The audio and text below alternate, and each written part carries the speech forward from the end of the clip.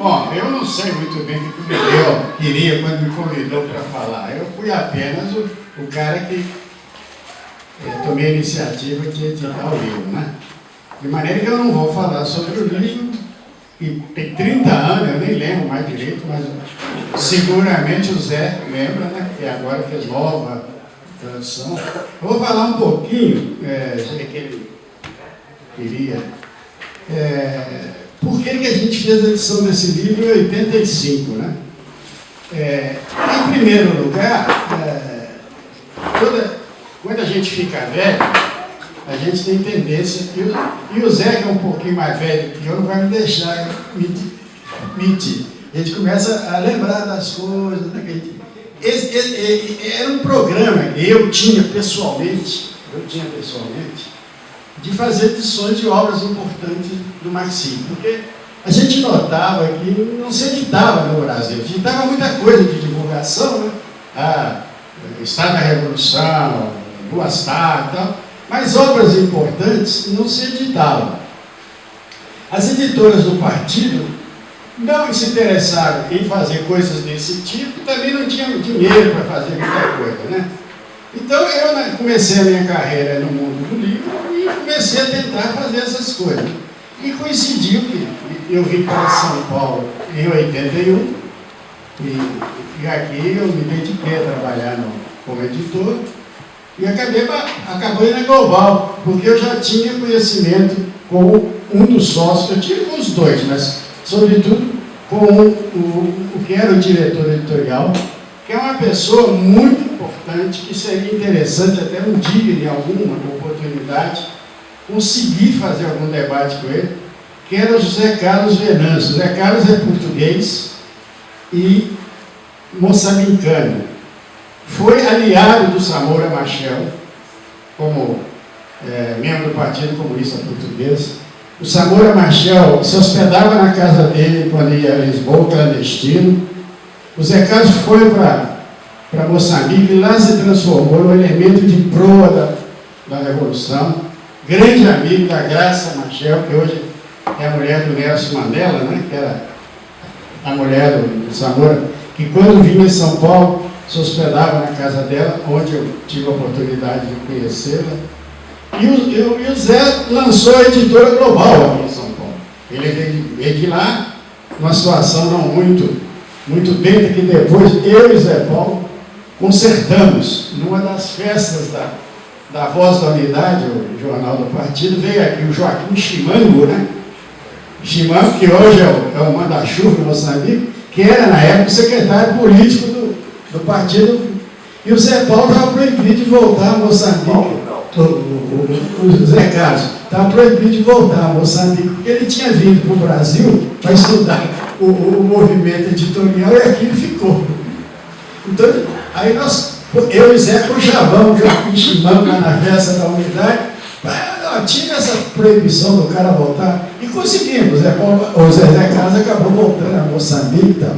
Mas ele teve um papel muito importante na edição de obras marxistas aqui no Brasil, porque ele já tinha aquela experiência de Portugal e de Moçambique, e quando eles compraram a Global, ele começou a editar. Aquela coleção básica, não sei se vocês lembram, foi criada assim. Eu ajudei a criar aquela coleção, eu ainda não estava trabalhando na Global, mas foi importantíssima, né? Pra vocês terem uma ideia, eu tinha uma pequena livraria em Belo Horizonte, chamava Aldeia Global.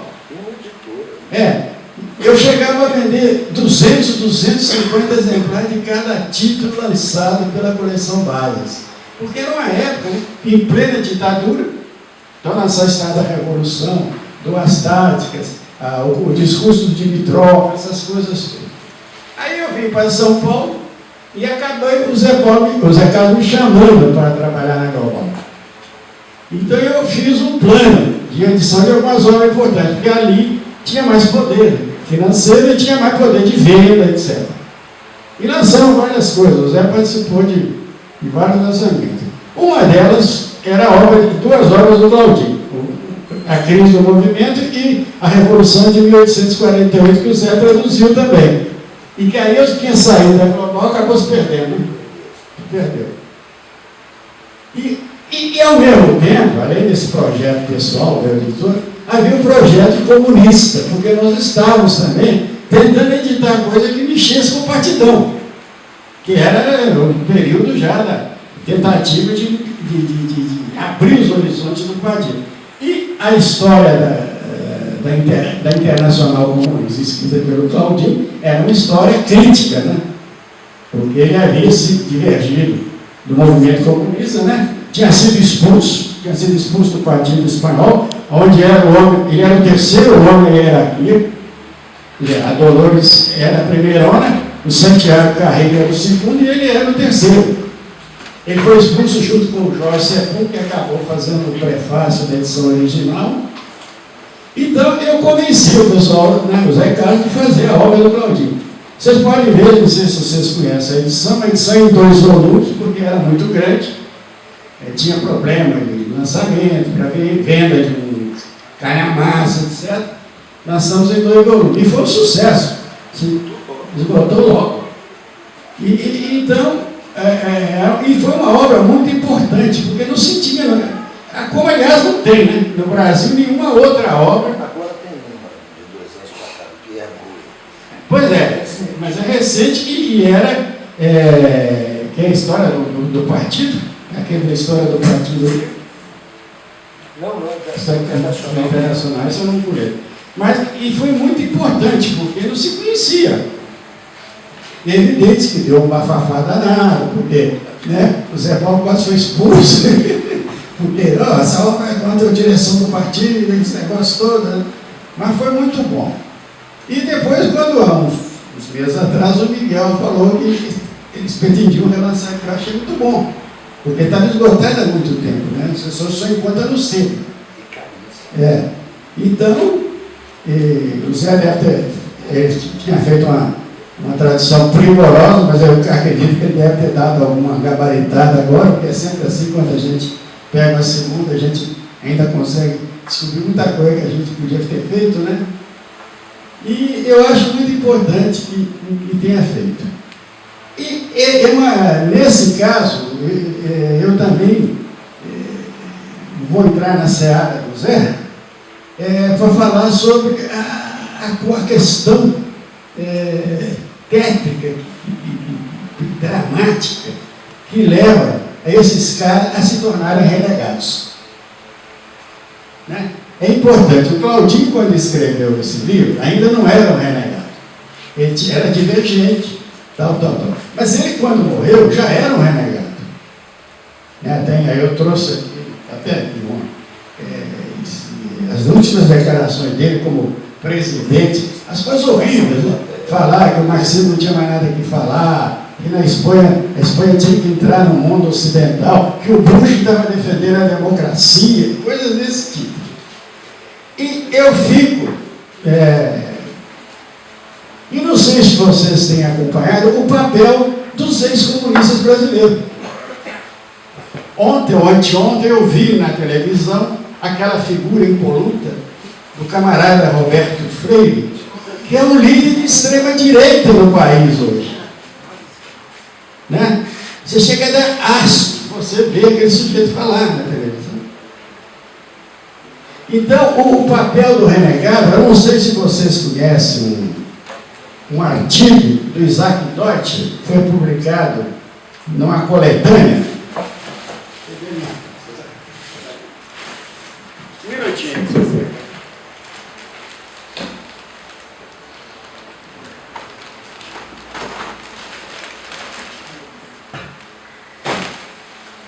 Está parecendo bolsa de mulher.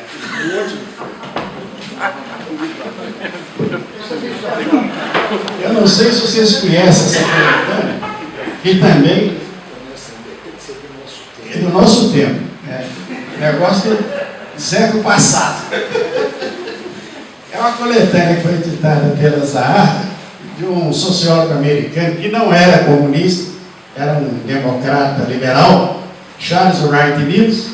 Ele faz uma apanhada de texto para publicar nos Estados Unidos, né? O que é o marxismo? Nós chamamos de marxismo. Ele publica desde os clássicos até na época. E ele tem aqui, nessa coletânea, um artigo que é uma das coisas que eu sugiro que todo cara de esquerda tenha que ler. É um artigo do Isaac Deutscher sobre o renegado comunista. Em 1950, 50 e poucos, foi lançado, não sei se vocês leram também, um livro que foi lançado aqui no Brasil chamado Quem Pagou a Conta. Vocês leram esse livro? De uma historiadora inglesa sobre a CIA e o movimento cultural. Esse livro é fundamental, mostrando como é que a CIA financiou ele. E uma das coisas financiadas foi esse livro chamado Deus Caído, em que eles reúnem 5 ex-comunistas para escrever contra. E o Isaac Deutscher, então, faz uma resenha sobre esse livro. E ele fala, eu vou ter que achar aqui que eu quero ler para vocês alguma coisa.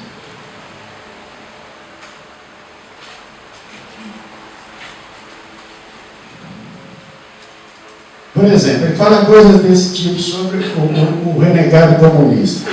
Mais cedo ou mais tarde, essas intenções são esquecidas ou abandonadas, ou seja, de ainda se manter ligado. Tendo rompido com a burocracia partidária em nome do comunismo, pretende ter feito a descoberta de que a raiz de todo o mal está muito mais profunda do que a princípio imaginaram, embora possa ter sido muito preguiçoso ao cavar para encontrá-la. Já não defende o socialismo contra os abusos inescrupulosos. Defende agora a humanidade contra a falácia do socialismo. Já não joga fora a água suja da Revolução Russa para proteger a criança. Descobre que esse é um monstro que deve ser estrangulado. O herege se torna renegado. Então, esse foi o papel, infelizmente, desempenhado pelo nosso Fernando Claudino. Escreveu um livro fundamental, que a gente editou com todo, e terminou seus dias elogiando o democrata Bush que tinha bombardeado o Iraque. O Bush pai. E que disse, na última entrevista que ele deu, lá na Espanha, que o marxismo não tinha mais nada a dizer. E a Espanha não estava resolvido o problema, precisava apenas se modernizar. Evidente, o Zé vai falar sobre esse cara, muito mais do que eu. Mas o que me torna, assim, me deixa um pouco, sabe? Embora o Miguel tenha falado, você foi responsável. Mas é responsável também por esse tipo de coisa. E quando você pensa que o cara está escrevendo uma coisa crítica, ele está fazendo uma denúncia importante para o avanço, ele acaba depois fazendo isso aqui, né? O herege se torna um renegado. Obrigado.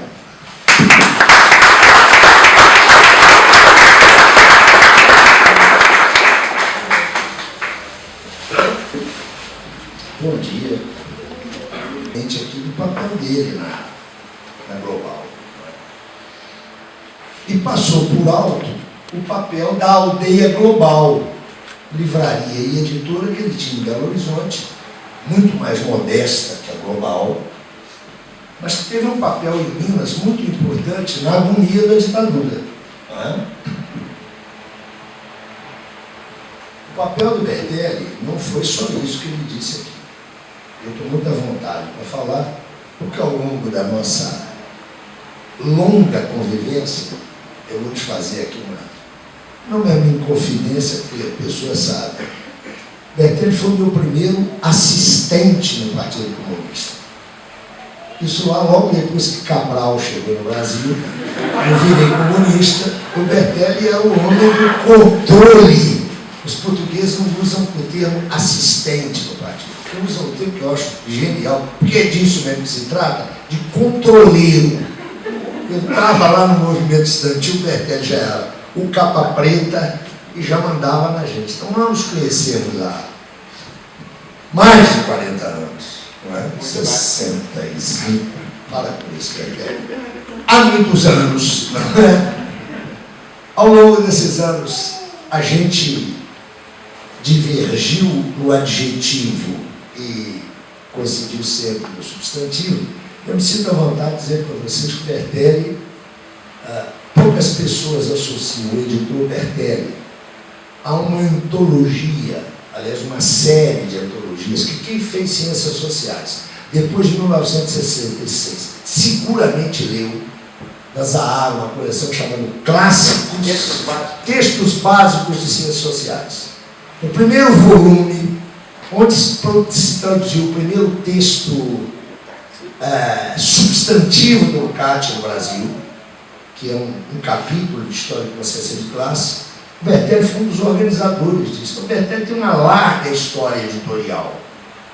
Eu diria que o marxismo deve ao Bertelli, como a outros companheiros editores, estou lembrando aqui, Raul Mateus Castel e tantos outros, mas deve ao Bertelli a publicação de algumas obras centrais. Porque ele não falou aqui que depois que, eu costumava dizer, o sonho da Global acabou e acabou rápido, o Bertelli, mais outros companheiros, criou uma outra editora, a Oficina de Livros, onde ele publicou um texto fundamental sobre a história do movimento comunista, que é o texto Rosenberg, em tradução sua, além de algumas antologias dos clássicos do marxismo. Na Global, ele teve um papel central. A Global, coleção Bases, publicava fundamentalmente textos de combate. A partir do momento que o Bertelli entra na Global, a conversa muda. E ele investiu muito no Claudinho. Publicou-se esse livro para a época, era um esforço de uma editora, não era uma editora pequenininha, mas não chegava a ser uma editora média. Foi um investimento. Esse eu sei que o Bertelli pagou direitos autorais. Esse teve direito autoral pago, o Claudinho recebeu. E logo em seguida, por iniciativa do Bertelli, preparou-se a edição são os dois grandes textos do Claudinho. Esse texto e o estudo dele sobre a Revolução de 1848, que é um estudo para a época. Isso foi publicado, salvo erro, por volta de 75. É um estudo admirável da intervenção e do impacto da Revolução de 48 sobre Marx e Engels. Isso é, contando para vocês hoje, eu até estava tirando os livros aí da coisa, não sei se lembram, vocês não lembram, tem muito pouca gente aqui nessa época, nós dois somos macróbios sobreviventes. Nessa época nós trabalhávamos com computador. Eu não sei como é que vocês sabem como é que se fazia a tradução. Eu era um tradutor muito avançado para a época, eu já trabalhava com uma máquina elétrica. Eu não sabia o que era isso. Então você tirava uma cópia só, usava aquele corretor Errorex, um troço assim. Eu fiz a tradução da segunda obra do Claudinho, foi para a editora, também teve direito autoral. Você sabe que a editora é de esquerda? É claro que isso não se aplica a uma editora tão séria quanto a Expressão Popular. As editoras de esquerda acham que isso é propriedade intelectual, um negócio pequeno burguês, então saqueiam os autores.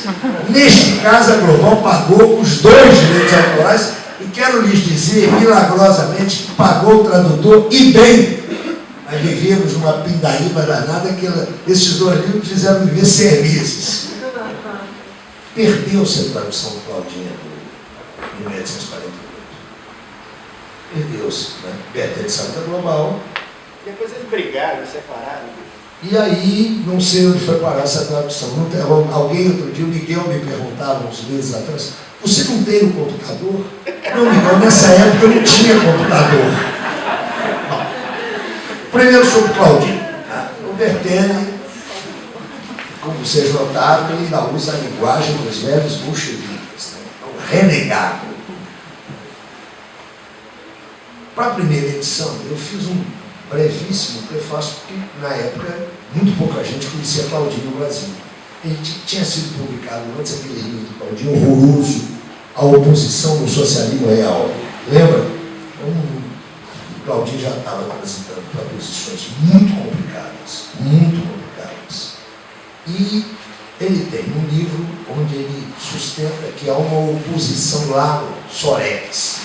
É um livro que é de uma infelicidade a toda prova. 4 caras se reúnem numa esquina lá e falam mal do Partido Comunista e da direção comunista do país X. Ele considera que isso aí é um movimento molecular de oposição política. É um livro infelicíssimo.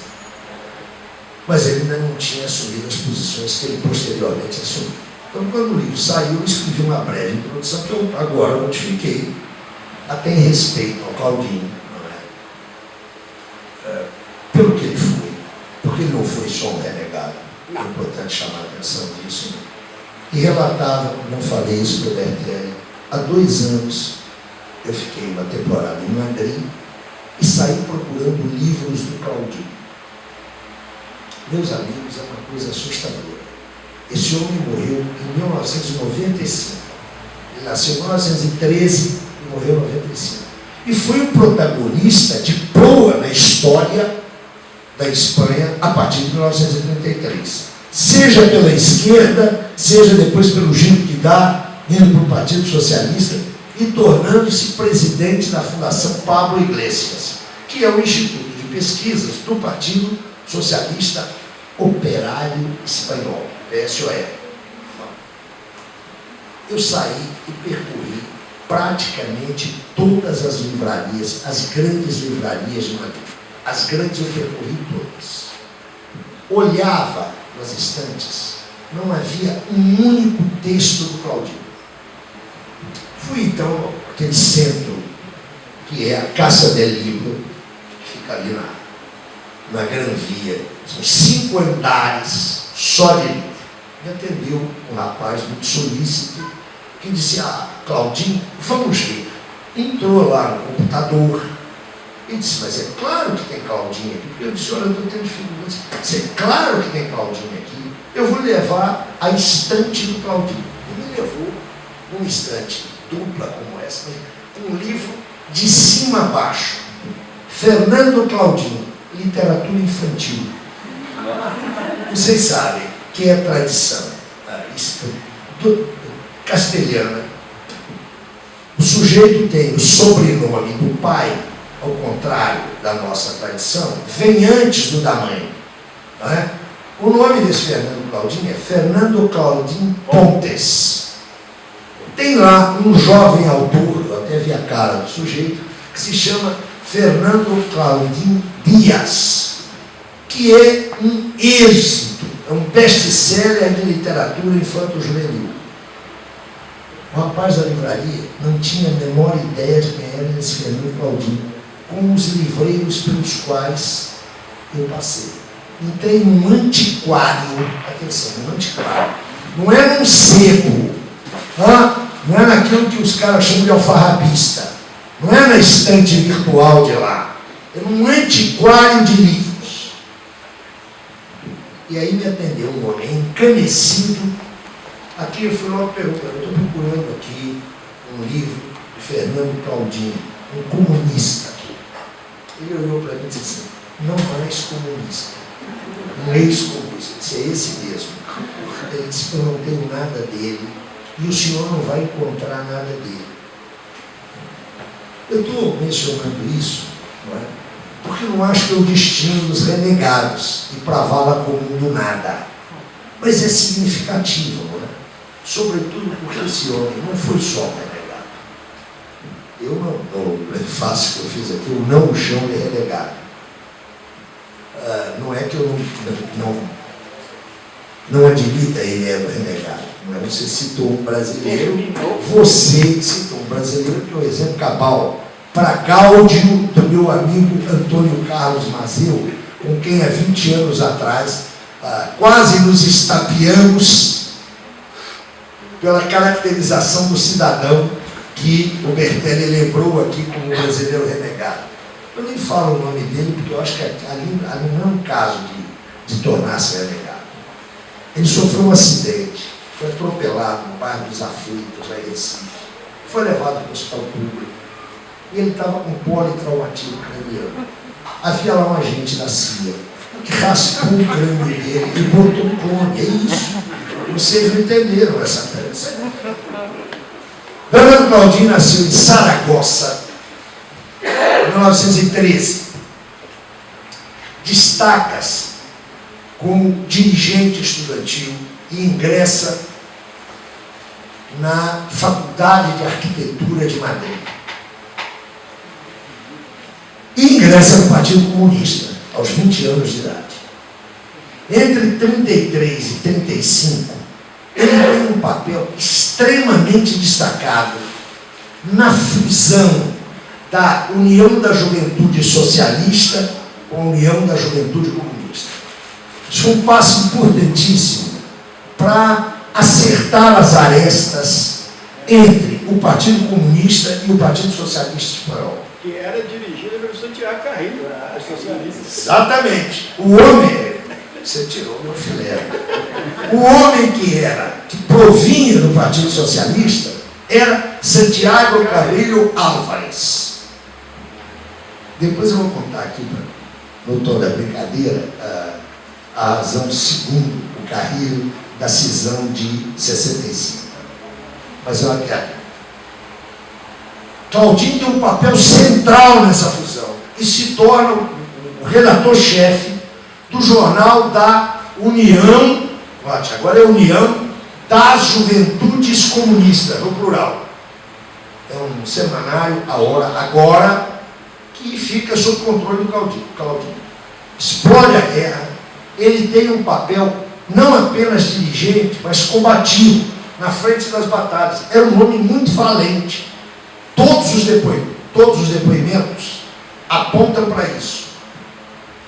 É bastante curioso que o Santiago Carrilho escreveu as memórias dele com o Claudinho vivo. É evidente que descobre as lagartas do Claudinho, como vocês vão ver ao fim da historiazinha que eu vou botar aqui.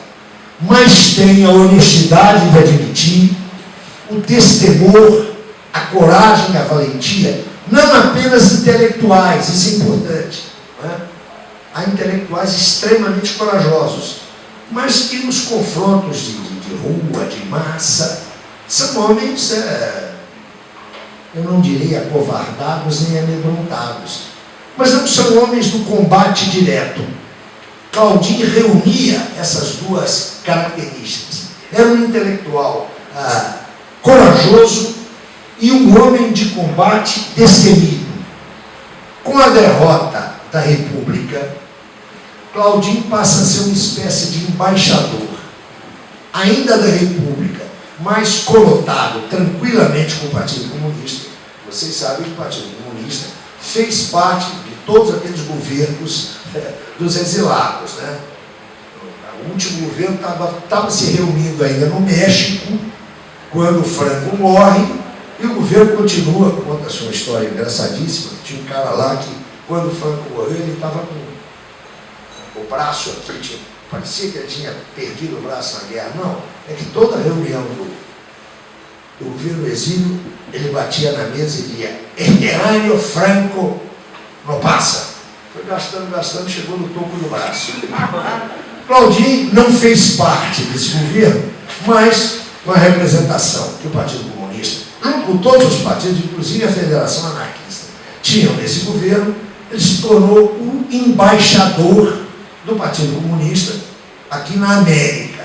Ele residiu há algum tempo na Argentina, teve um tempo importante no México e depois foi para os Estados Unidos.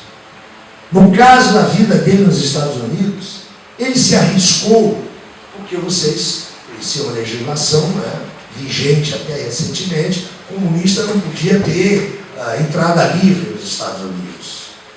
Claudinho desafiou isso tudo. Nesta época, e é isso que o Carrilho nas memórias recupera, ele se liga a um dirigente espanhol, que é um cara para nós desimportante, mas que foi um homem forte na Secretaria de Organização do Partido Espanhol, Vicente, eu cito o fulano aqui no meu prefácio, que era a expressão burocrático e stalinista dentro do PCE, que promove vários espíritos, e o Claudinho participa desses espíritos. Mas ele está em Moscou em 1956. E tem aquele tombo, não é? Ainda bem que esse não é do nosso tempo, na verdade, disso nós escapamos. Você entrou um pouquinho depois, você entrou em 57, 58.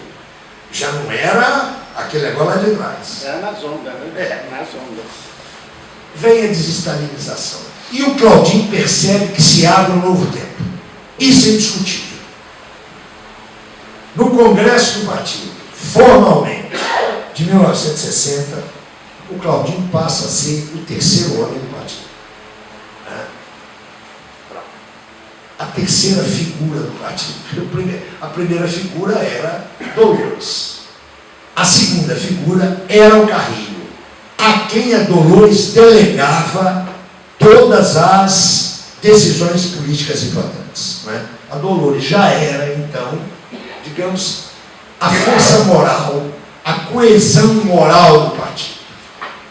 Claudinho era o terceiro homem, com uma péssima convivência com Carrilho desde 1933. Não pensem que eu aqui estou explicando divergência partidárias pelo confronto de personalidades. Não se trata disso. Mas quando se tem, e nós temos esperança disso, quando se tem uma direção muito reduzida e afastada da luta de massas, as diferenças entre lideranças se hipertrofiam.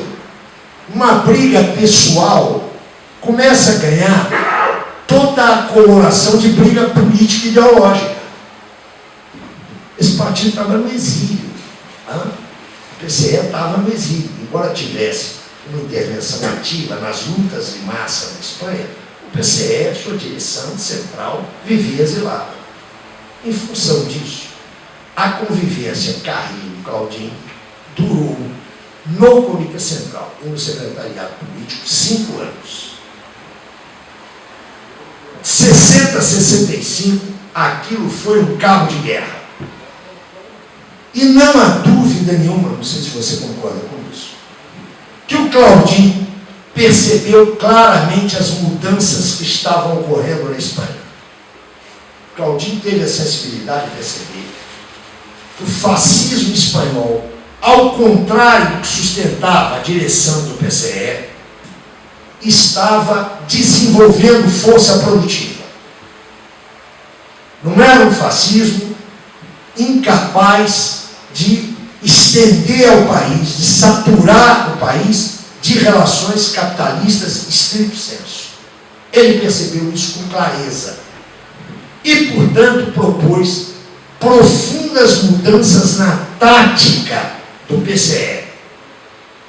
Quero lhes lembrar que o PSOE, que saiu derrotado em 1939, assim como o PCE, percebeu isso e transformou essas mudanças na Espanha como a sua plataforma para o quase imediato abandono da referência marxista, que, como vocês sabem, ocorre explicitamente no Congresso de 79. A mudança mais importante é que o partido vinha repetindo o slogan de uma greve geral revolucionária. E eles chegaram à conclusão, e a história provou que eles tinham razão, que isso era inviável, até pelo trabalho sindical que o PSOE já vinha fazendo, corporativizando as demandas dos trabalhadores. Quando você tem um movimento sindical corporativizado, falar em greve geral é a coisa mais difícil, é trabalhar com uma hipótese que está no reino da utopia enquanto irrealidade.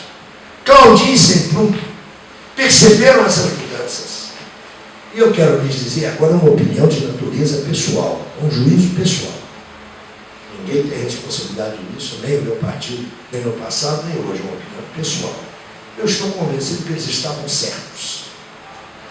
Era necessário girar a proposta de luta de massas que o PCE mantinha.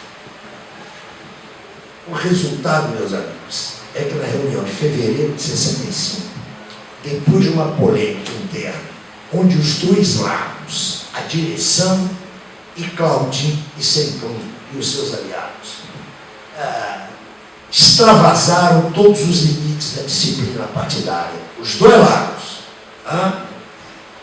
faz uma reunião do Comitê Central e Claudinho e Semprún são expulsos do partido. Ambos saem, atenção, ambos saem sem qualquer questionamento da teoria social marxista. Ambos saem sem qualquer questionamento do ideário comunista e das juntas socialistas. A divergência era política. Durante 3 anos, fora do partido, eles tentaram fazer política para o partido. Ou seja, como especialmente no caso de Claudinho, ele é um dirigente muito conhecido, ele tentou influenciar o partido de fora. Quem conhece o Partido Comunista sabe que esse negócio é quase sempre um projeto equivocado. Perdeu a parada. Mas o que aconteceu com o Claudinho? Aí eu acho que é uma coisa importante, porque nós no Brasil, e não só no Brasil, no mundo inteiro, a gente teve esse tipo de situação.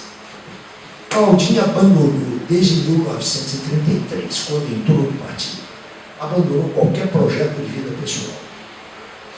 Claudinho foi um revolucionário da Terceira Internacional. Essa é que ele critica aqui.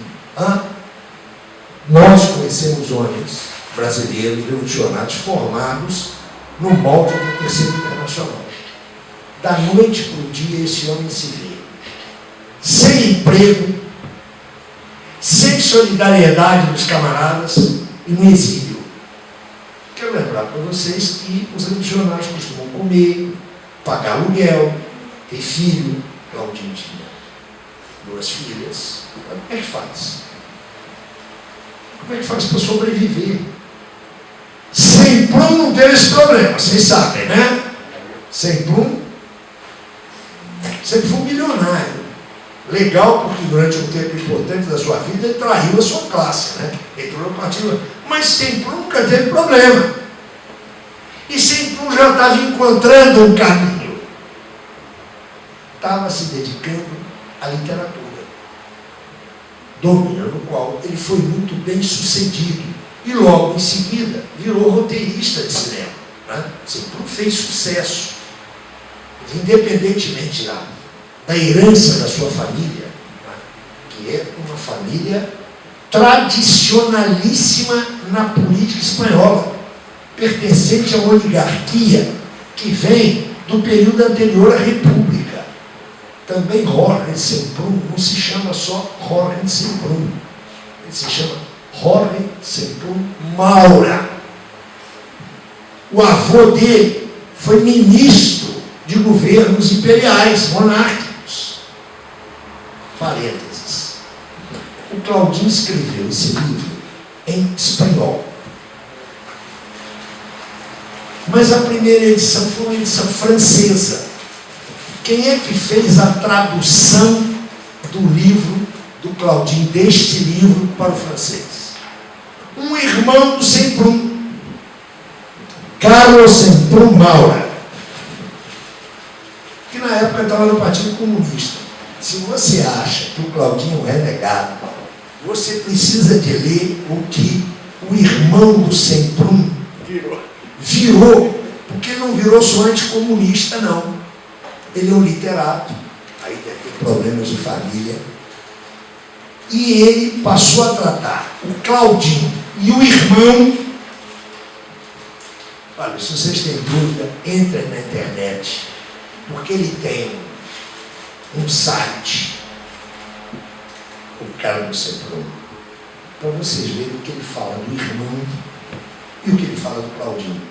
Ou seja, isso é um bando, dirá Antônio Roberto Bertelli, é um bando, todos são renegados. Uma coisa horrorosa. O tradutor do Claudinho, o francês, diz que o Claudinho é um cretino, um vigarista. E o Claudinho não é nem um cretino, nem nunca foi, nem um cretino, nem um vigarista. Claudinho tem que ganhar a vida e vai ganhar a vida numa editora criada por um anarquista que é Rui do Ibéria. Foi Rui do Ibéria. Passou a dirigir Cadernos de Rui do Ibéria. Era uma editora, uma livraria editora dos espanhóis, da frente de antifascistas espanhóis, radicada na França, que depois da morte do Franco, ela inclusive voltou para a Espanha. mas desapareceu no final dos anos 70. Claudine volta discretamente para a Espanha, tendo escrito 2 grandes livros. Esse aqui, ao qual eu voltarei, e o livro sobre as revoluções de 1848. Volta para a Espanha discretamente, trabalha em Ruedo Ibérico e arranja um emprego já no pós-75, na Siglo XXI, aquela editora que nasce primeiro no México, depois arranja uma filial, uma sucursal em Buenos Aires, e depois se implanta na Espanha. Ali, notem, no final dos anos 80, ele monta uma série de antologias de textos clássicos de autores marxistas, parecidas com aquelas que você organizou, recolhe textos da juventude de Lenin, ou seja, ele continua marxista, fora do PCE, fazendo críticas ao PCE, mas ele entra na década de 70 como um marxista, como um dissidente, ou um divergente. É nos anos 70 que vai se dar, e eu quero dizer para vocês que eu também não consigo entender, mesma questão que o Bertelli põe, como é que esses caras viraram? Porque eles posso garantir uma coisa: o Centrum não virou corrupção financeira. Estudei bem a trajetória do Centrum. Ele não ganhou dinheiro para mudar de posições. E também não ganhou espaço na mídia. Ou seja, ele não mudou de posição para ganhar espaço na mídia. Eu estou convencido que foi esse caminho que o Deutscher aponta, que a partir de um determinado momento, quando o divergente se torna dissidente, ele cruza uma fronteira, um limiar, a partir do qual não tem volta. Muitos fazem isso porque se corrompem financeiramente, porque se passam para o outro lado. Eu quero lhes dizer que esse me parece o caso do Centrum. Eu vou lhes dizer por quê. Porque o Bertelli toma a iniciativa de lançar esse livro no Brasil e outro. Eu não tinha contato nenhum com o Centrum. Contato era vocês que faziam o editor. Quando me foi dado traduzir você me passou essa, não era tarefa, não era um trabalho, não era remunerado, o 1848, o exemplar que nós tínhamos, que você tinha recebido, tinha alguns problemas de impressão lá no caderno. Era um livro de bolso da Siglo XXI. E nós não encontrávamos aqui, vocês não tinham outro exemplar, a gente não achava. Então, você tinha o endereço do agente literário dele, você me passou. Carne passou, né? Isso. Eu escrevi para a mulher, dizendo, olha, precisamos de um contato com o próprio, não é a questão comercial, é a questão do texto. Ela aí me mandou o endereço do Claudinho. E eu escrevi para ele. Esse livro já tinha saído. Eu disse, olha, eu sou o seu tradutor, blá, aquelas coisas todas. Ele me respondeu muito elegantemente e me mandou um exemplar. Então resolvemos o problema da tradução. Anos depois, eu estou na Espanha, um chico muito rico que nós éramos, né, Beto? Ela viajava tanto, né? Turismo. Estou passeando em Barcelona e vejo uma manifestação. Foi o período em que haveria o plebiscito para saber se a Espanha entrava ou não na OTAN, na NATO, porque a Espanha era um membro observador. Então, a monarquia reconstituída quer saber dos espanhóis se a gente... Não. Havia um movimento para a Espanha sair da NATO. Ela já era um membro observador. Então eu vejo lá uma manifestação, lá numa rambla daquelas, uma manifestação rala. Mas é igual aqueles 1º de maio que a gente fazia ali na Praça da Sé, que a gente encontrava o pessoal do PCdoB, com os anarquistas, com a Frente Operária. Já éramos todos amigos, só tínhamos nós lá, né? Trocávamos isso para frente. Era uma manifestação daquela, mas atenção. Pela manutenção da Espanha na NATO. Pela manutenção. Um negócio naquele momento extremamente reacionário, que estava vinculado à política do Bush pai. Eu vejo um senhor, não muito velho, aí inteiro, sentado numa mesinha igual essa aqui, com um monte de papel e firme, assine a petição para a Espanha não sair da NATO. Eu me acheguei, não é? Eu sou turista. Disse, senhor, quer você passa, quer você trata. E o senhor, educadamente, disse, olha, querem retirar a Espanha da NATO. E isso vai ser uma tragédia. Porque vocês, eu juro para vocês que eu ouvi isso. Não jurar não, porque comunista não jura. E se jura, trai. E vai ser uma tragédia para nós. Essa tragédia, que as tropas do Pacto de Varsóvia colocaram as botas aqui. Foi essa expressão que o cara usou. Eu disse, eu estou conversando com um cara do Partido Franquista. Eu aí dei aquela de idiota, sou um turista, né? Disse, não, mas as tropas do Pacto de Varsóvia virão aqui. E ele disse, o Ocidente, essa expressão amorosa, a gente sabe o que é que dizer. O Ocidente estará em perigo. Eu disse, sim. Mas eu sou um turista. E ele, o que você faz? Eu sou um brasileiro, eu dou aulas, eu não disciplina. Eu não conheço o Brasil, mas eu tenho livros publicados lá. Vocês sabem com quem eu estava conversando? Porque eu estava numa mesa, numa Rambla de Barcelona, pedindo assinatura, para evitar que as... Olha o delírio. Uma coisa é palavra de ordem. Agora isso não é um intelectual, é o delírio. Eu estava conversando com o Fernando Claudinho Pontes. É claro que eu não me identifiquei. Eu sou seu tradutor. Mas era o PCI. Era a mesma política. E o mesmo discurso. O mesmo discurso, claro. Mas ele já estava fora nesse momento. Ele não tinha nenhuma ligação orgânica. Depois ele se liga ao PSOE e se torna o diretor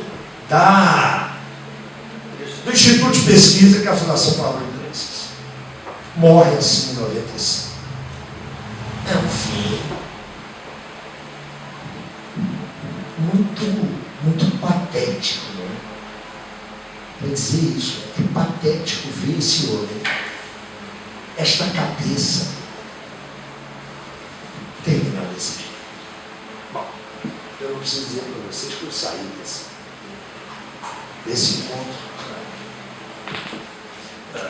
destroçado. O cara vá para o PS, o Partido Socialista, eu entendo. Nós temos vários companheiros que acharam que o nosso método de luta não é o adequado, buscaram outros caminhos. Eu acho sinceramente legítimo. Eu estou ficando velho, estou ficando mais flexível que você, está vendo que você está ficando mais durão que eu.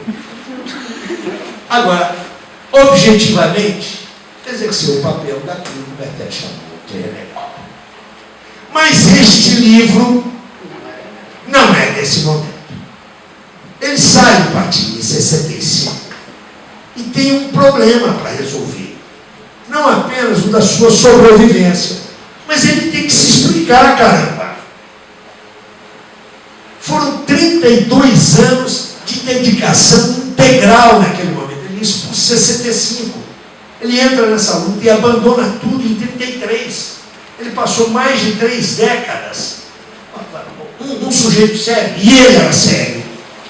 Tem que se explicar. Ele então projeta, entre 65 e 69, ele elabora um grande projeto. O projeto dele é o seguinte: eu quero estudar o movimento comunista institucional de 1919, fundação da Internacional Comunista, conhecida como Terceira Internacional, até 1956, até o 20º Congresso. Estou convencido que se eu não explicar o que se passou, ele vai refletir, o que se passou da Internacional ao Birô de Informação chamado Cominform, que é criado em 47, e só formalmente dissolvido em 56, embora ele morra junto com Stalin.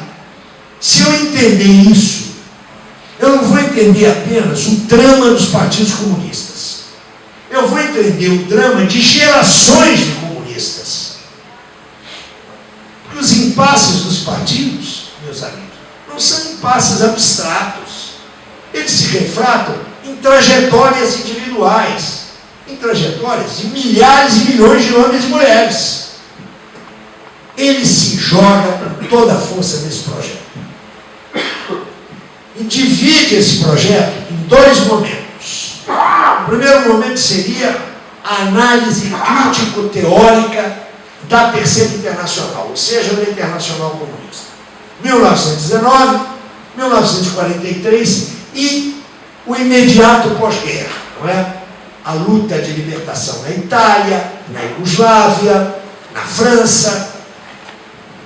O segundo volume arrancaria daí, tendo por marco a criação do Birô de Informação ou Cominform e a crise desatada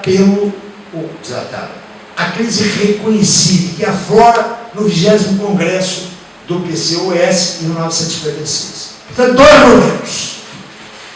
Ele trabalha exaustivamente no primeiro momento, a história da Internacional. Conclui isso em 69, o livro sai em 70. Quero dizer para vocês que naquele momento, 70, não havia nenhuma história da Terceira Internacional. Nenhuma. As razões eram óbvias. A documentação básica estava em Moscou. Claro que havia contribuições para uma história da Terceira Internacional. Muito especialmente os trotskistas. O próprio Dodge dava contribuições para isso, mas não tinham acesso aos arquivos. Os documentos oficiais estavam trancados lá pela KGB. Hoje, depois de 91, essa documentação está mais ou menos acessível. E já tem muita coisa escrita, não apenas sobre momentos da Terceira Internacional, mas sobre figuras da Terceira Internacional, relações com outros partidos. No momento em que o Claudinho está escrevendo, a documentação é muito restrita. Nem pensar em utilizar a documentação em Moscou pelo Claudinho, né? Já estava fora do circuito, era impossível. E mesmo que ele tivesse acesso, ele lia muito mal o russo. Então as dificuldades para a construção desse texto foram enormes. E eu quero lembrar que é um texto de iniciativa individual, não tem uma equipe de pesquisadores. A análise do Claudinho, que teve menos acesso à documentação, é uma análise mais substantiva e mais rica. Esse aqui é um livro, esqueçam o que Claudinho escreveu depois. O caso do Claudinho é diferente do Fernando Henrique, né? Não esqueçam o que eu escrevi, esqueçam o que eu vou escrever. Esse é um livro sério, e é um livro de um comunista. Não é só de um marxista, é um livro de um comunista. Eu acho que a análise do Claudinho tem problemas. Tá? Eu acho que ele faz uma belíssima análise da experiência iugoslava. A análise que ele faz da experiência francesa e da experiência italiana, eu acho muito problemática. Ele faz a abstração das tropas de ocupação norte-americanas. Só isso, porque é um detalhe, né? Ele diz, olha, tem um espírito, ele acusa expressamente o partido francês e o partido italiano de, sob as ordens de Moscou, depositar as armas da guerrilha. Eu penso que essa é uma análise simplista, né? Porque a gente sabe que depois Moscou deu muito pouca ordem. Isso não quer dizer que os partidos comunistas não seguissem a estratégia de Moscou. Atenção. Mas Moscou deu muito pouca ordem. Moscou frequentemente trabalhou com as informações que recebia dos partidos comunistas. Há um livro sobre 1935, que, se eu não estou enganado, foi editado pela Expressão Popular.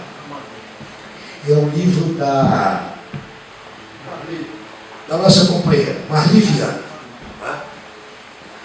Há vários livros sobre o 35. O livro da Marli é muito interessante, porque põe com clareza que 35 não foi aqui só uma conspiração de meia dúzia de milico que estava de pijama. E muito menos ordens partidas de Moscou. O Partido Brasileiro, através do seu então secretário-geral, da sua direção, como é que é o nome do cara da Miranda. Não lembro o nome de Miranda, mas não importa. Levava a Moscou informes do seguinte tipo: tem todas as condições para uma revolução soviética, no sentido de soviética, de operários, marinheiros e camponeses. Esse negócio na Europa também funcionou um pouco assim com os partidos para a União Soviética. Eu não estou aqui isentando os soviéticos, atenção. Eu só estou querendo dizer que é muito simples imaginar que tinha lá um departamento de decisões em Moscou que determinava o que os italianos e franceses iam fazer, e espanhóis. Isso me parece simplista, e embora ele não incorra diretamente nesse conto de falas, ele subestima o poderio militar norte-americano que estava ali na Itália e na Alemanha, e, portanto, cruzava a França em menos de 24 horas. Penso que esse tipo de análise dele é uma análise, no mínimo, unilateral. Agora, esse livro tem uma riqueza teórica impressionante. Ele faz uma análise dos impasses a que Lenin se viu posto pelo desenvolvimento da história real. É aqui, pela primeira vez, que eu posso estar enganado, que eu vejo um autor comunista, e note, vou fazer a abstração aqui da obra monumental do Deutscher, que é anterior, não é? Estou me referindo ao livro sobre Stalin, que é de 48, e ao livro sobre, eu acho genial, a trilogia sobre o Trotsky. Não é? Deixando de lado o Deutscher e a historiografia trotskista, de quem está dentro do movimento comunista, embora expulso do partido. A análise que ele faz me parece a primeira a colocar com clareza o dilema leniniano. Lenin, segundo ele, e me parece que isso é correto, embora aqui do meu lado e à minha frente haja alguns leninistas conhecidos pelos seus estudos, não é? Penso aqui no Bertelli e penso no Mazil, que conhece mais Lenin certamente do que eu. Mas ele é o primeiro que diz o seguinte: a Revolução Russa para Lenin é o ponto de conexão entre a Revolução Socialista no Ocidente, leia-se a Alemanha, e a Revolução Democrática no Oriente, leia-se primeiro a Turquia e depois a China.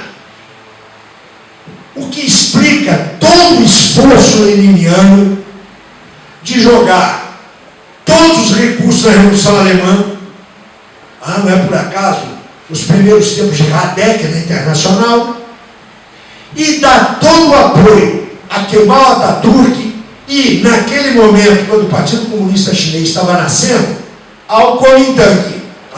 Pega lá o Chiang Kai-shek, bota ele na Internacional.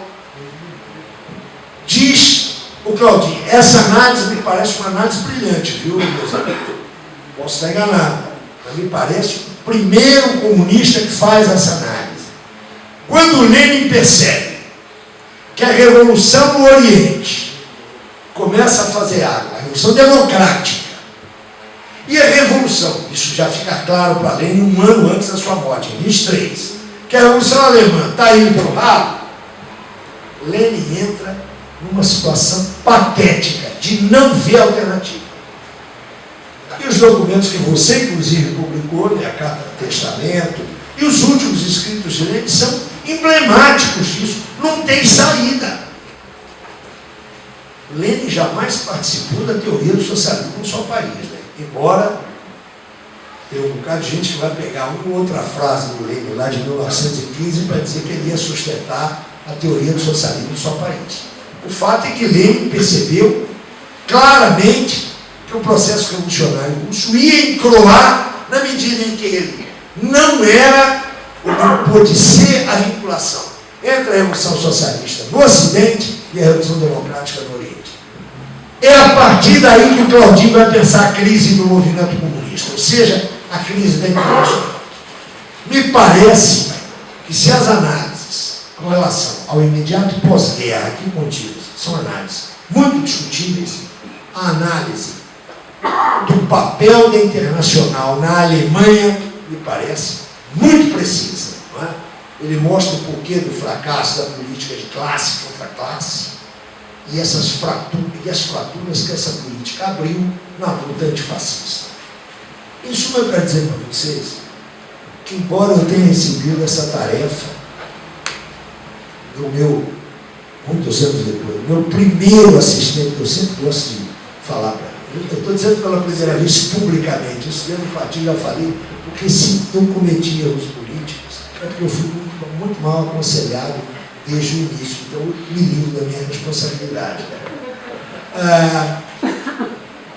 Essa tarefa eu recebi, e depois tomou um caráter profissional, do Bertelli, deu um livro que eu creio que é muito importante.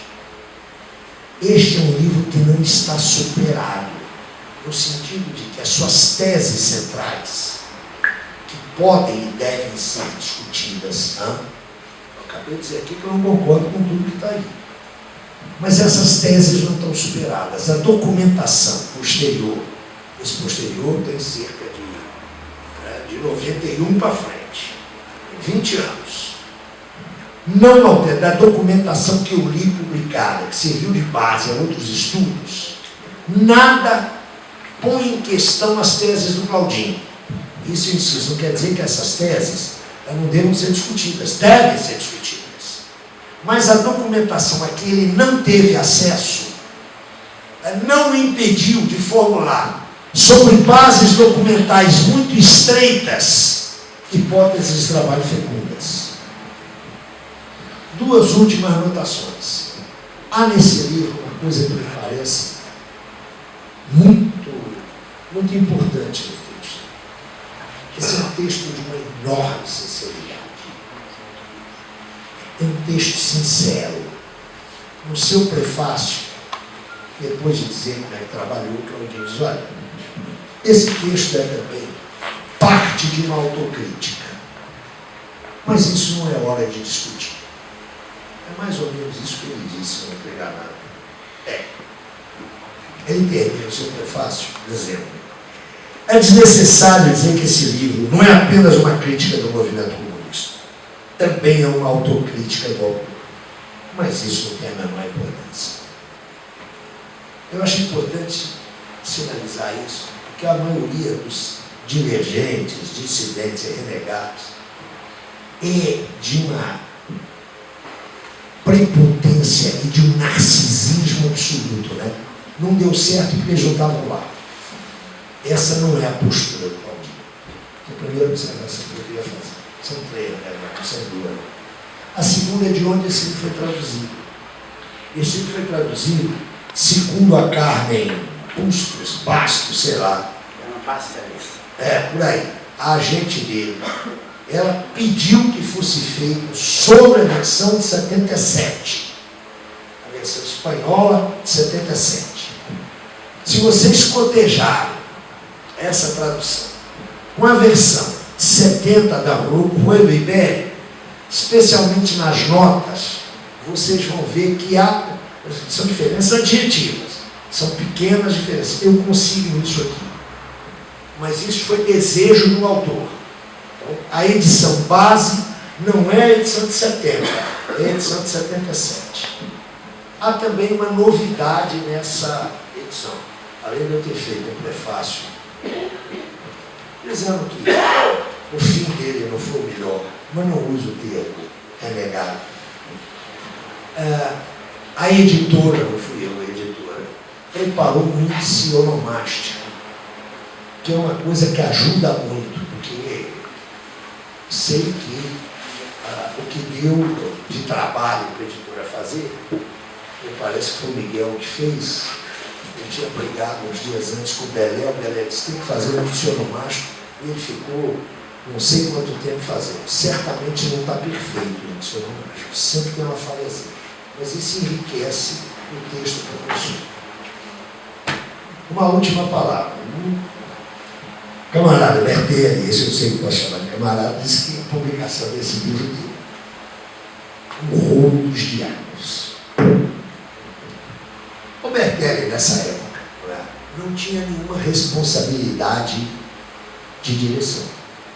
Então o Bertelli falava o que queria, editava o que queria, tinha aí 800 anos de partido. Então, era um homem au-dessus de la mêlée. Eu quero dizer para vocês que eu não tinha essa autoridade moral. E tinha acabado de publicar um livrinho pequenininho, chamado Que é Stalinismo, onde eu digo aquilo que todo mundo sabe. Que o nosso amigo Trotsky, não, saiu pela Brasileira, aquela coleção do Caio, que é Primeiros Passos, que o Trotsky foi assassinado por um agente na época da NKVD. Né? Tem um segredo de polichinelo, né, gente? Todo mundo sabe disso. Esse foi um crime com o qual nós, comunistas, temos que nos defrontar. Aí eu não tenho responsabilidade, não mandei ninguém ir lá para o México e dar uma picaretada na cabeça do Trotsky. Mas eu digo isso, esse livrinho, com a maior candidez, porque esse negócio para mim já estava estabelecido. Não é? Aliás, tema do belo romance do Semprún, A Segunda Morte, Ramon Mercader. Vocês sabem que Ramon Mercader era um agente da polícia stalinista. Eu tinha acabado de publicar isso. Nessa época, não sei se você lembra, eu era o editorialista da Voz da Unidade, responsável por aquela linha política brilhante que todos nós seguimos. Eu só era responsável pela sua formulação. Ela trabalha coletivo. Logo depois que sai uma resenha que você providenciou, numa revista da época, assinada pelo Paulo Sérgio Pinheiro, elogiando o lançamento do livro e elogiando o livro vendeu rapidamente. Estou eu lá na Voz, que era ali na Dom José Gaspar, chegou uma carta. O partido já estava legal. Ao Comitê Central do PCB.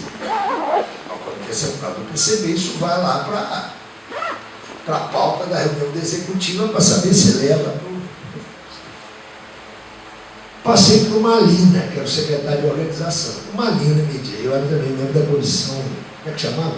A lei do Comitê Central. Comissão Executiva. Comissão Executiva. Uma Malina disse para mim, abre esse negócio aí que a gente já vai preparando a pauta externa.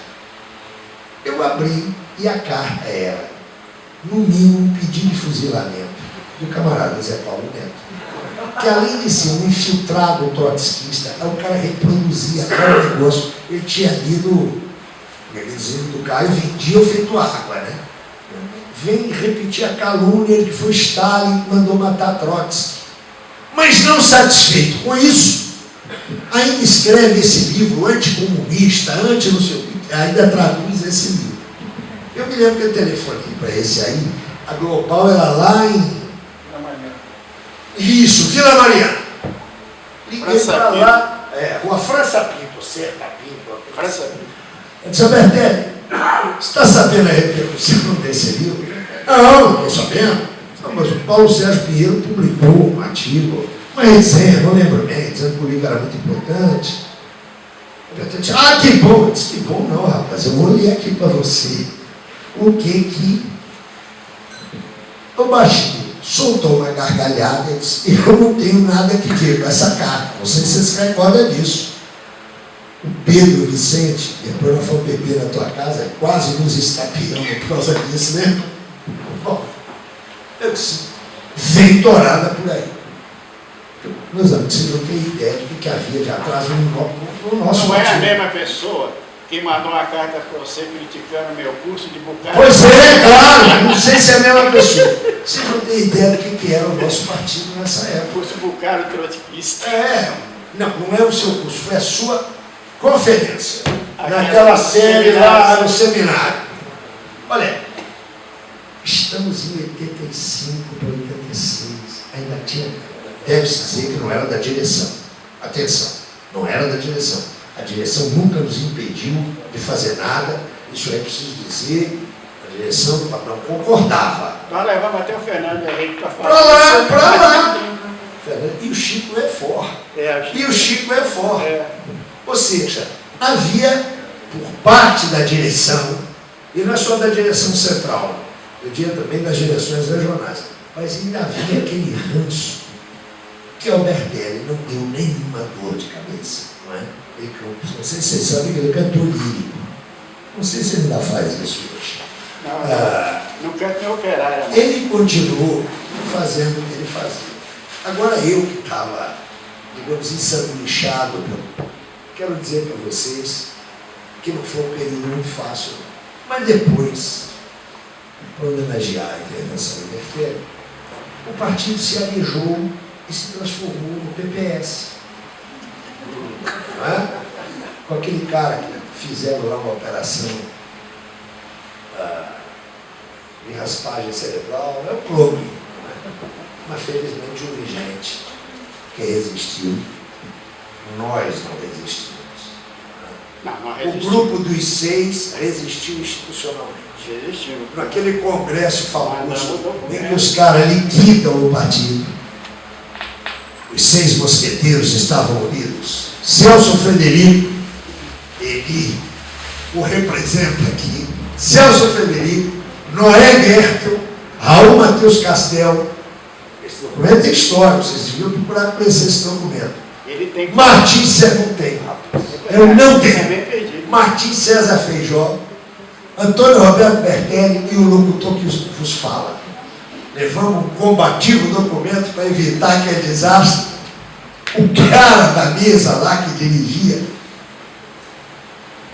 um sindicalista bancário, que deve ter feito uma grande trajetória, ele deve estar hoje no Sebrae, com toda aquela gente, pegou o documento, pessoas ilustres, o Egger é comunista de não sei quantos, anterior a 35, participou de 35, e nós na rabeira, né? O cara nem leu o documento, pegou o documento, lembra disso, nós lá, combativos, o cara pegou o documento, ele chegou um papel aqui à mesa que depois eu informo vocês, tranquilo. Outros companheiros, um deles está aqui, não sei se é o único, mas eu conheço que é o Mazeu, saíram, foram para a rua, era uma meia dúzia também de gato pingado. Que durante 10 anos trabalharam, lutaram, restauraram a sigla, e daí o PCB, né, que não são mais 12, são 120. É o meu partido. É o meu partido. É muito pequenininho, mas tem razão, né? E tem razão, venceremos. Mas é para dizer que aquelas nossas, quero só dizer para vocês uma coisa, vocês que não viveram nada disso. Ele era um cara divertido, né? O Carlinhos sempre foi mais sério, ele só foi gozador na vida pessoal dele. Agora, a gente se divertiu muito, né? Era um negócio gostoso, porque a política tinha decência. E porque tinha decência, nós brigávamos, mas nunca isso afetava o trato respeitoso. Eu briguei umas 150 vezes com o Carlinhos. Carlinhos, mas é um Chico tão tranquilo, brigar com o Carlinhos não é nada polêmico, é um cara equilibrado. Antônio Carlos, mas isso é uma calúnia dizer isso. Companheiros, se vocês puderem, eu não estou fazendo propaganda para vocês comprarem o livro, estou falando do livro. Embora eu ache, isso aí eu tenho sérias suspeitas com relação a essa editora, que produziu um livro de 730 páginas. E ele está bem produzido.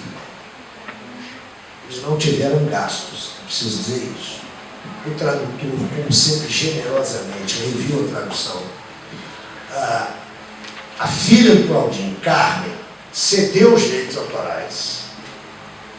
E o trabalho aqui dessa editora, embora seja profissional, eles são hoje aquilo que passou moda. Sabe aquele seu sonho? É tudo assim. Mas vender isso aqui por R$35. Tem um editor aqui, Elizabeth Borgiani, que é editora É um livro da de Cortez. 70, 80. É um livro para 70 a 80 reais. No mínimo. Então, quero lhes dizer que vale a pena até para a gente discordar no autor. Agora, quando vocês estiverem lendo, pensem mais no que eu falei do Bertelli. Se você pegar isso aqui e dizer isso é renegado, você já vai com má vontade, não é? Aqui ele ainda não era renegado. Ele era um comunista crítico aqui. Carlinhos Mazeu tem uma teoria dizendo que o cara começa sendo comunista crítico. Depois ele, para você ainda trabalha com isso. Depois ele passa a ser um comunista independente. E aí eu pergunto de quem? Lembra disso? Muito obrigado, bom sábado para você.